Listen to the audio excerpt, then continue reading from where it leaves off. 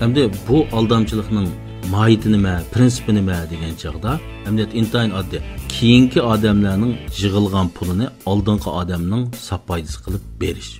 Mana shuning bilan zanjirsimon davomli aylantirish.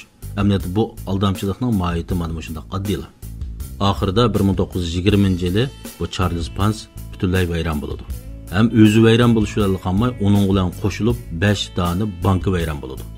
Albatta sonsizlagan bu shaxsiy ziyon tortquchilar albatta buning soni nihoyat ko'p. Shuningdan keyin bu Pang Shipenji bu Charles Pansning bu aldamchiligi iqtisodshunoslikdagi maxsus bir atalg'uga aylandi. Buning piramida shaklidagi mana shunday keyingilarning pulini oldingilarga foyda qilib beradigan mana shunday aldamchilik keyingi pul muomala sohasidagi bir yurish aldamchiliklarningki bir bo'visi deb qaraladi. Hamdagi gap bundaq aldamchiliklar oshkorinib bo'lgandan keyin biz ondan his qila olamiz. Ammo bu aldamchilik davomlashayotgan vaqtida buning qatnashuvchilarning hammasi nima uchun aldindi desa, kishilarning shunday qisqa vaqtning ichida ko'p foyda ko'rish shunday orzusini tutib olib, keyingilarni davomli qatnashtirgandan keyin bu kapital zanjiri davomlashadi. Ham qatnashib bo'lgan odamlarning hammasi aldamchiga sherik bo'ladi. İqtisad fanlari doktori Dolqun Qodir muallimning korxonachilar va yosh eglik tiklovchilarga qarata ochmoqchi bo'lgan 2025-yillik sistemalik darsiga qatnashishni xohlaydiganlar inkas rayoniga uchir qoldiring. Ularni bu aldamchiga moslashib, buning tashviqotini qilish berdi. Chunki u mushu zanjirning ichiga kirib bo'ldi. Bu kemining ustiga chiqib bo'ldi. Bular o'rtaq bir gavdiga aylandi. Shunga har bir odam bu bosh aldamchiga sherik bo'ladi, yordamlashadi. Shunga bu xil aldamchilik o'ng'ayliqcha oshkorlanmaydi. Ammo eng oxirida oshkorlangan vaqtida hamma odam tang ziyon tortadi.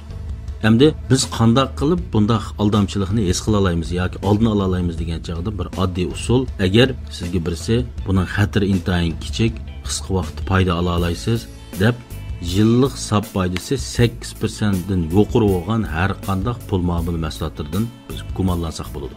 Albatta bu deganlik bu 8% dan yuqori pul muomala mahsulotlarining hammasi aldamchilik degan gap emas. Uning ichida rostlarimi bor, ammo aldamchilari nihoyat ko'p. Odatdagi oz pul bilan tez pul topaman degan odamlar ko'p hollarda mana shunday aldamchilikning ichiga kirib qoldi. Bunday odamlar cho'qim ehtiyot qilish kerak. İkinci bir xil usul bu xil şirket yoki bu xil turdagi mas'ul bo'lgan odamning harakatiga qaraymiz.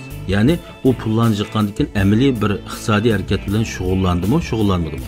Yoki o'zi uyini setib yoki mablag'ini yoki boylig'ini ajratib maxsus bo'shliqqa qatnashdimi? Mana qaraymiz. Agar bu o'tirda hech qanday amaliy egilik bo'lmagan bo'lsa yoki o'zi haqiqiy boylig'ini chiqarib qatnashmagan bo'lsa, bu yerda cho'qim bir ko'pik bor bo'ladi. Jig'ib aytganda bugungi bu tema orqali men ko'pchilikka mendaq ikki maslahatni bermoqchi. Birinchi fikr, birinchi maslahat, bugungi dunyoda cho'qim har bir odam ozdir ko'pdir pul muomala bilimlarini o'rganib qo'yishimiz kerak.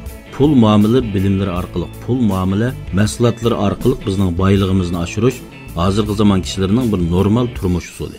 Mayli davlat nuqtasidan bo'lsin, mayli millat nuqtasidan bo'lsin yoki shaxs nuqtasidan bo'lsin, bugungi dunyoda pul muomala bilimlarini bilmagan odam, buning ancha-muncha qatnashib boqmagan odam taraqqiyotga yetishmagan odam hisoblandi.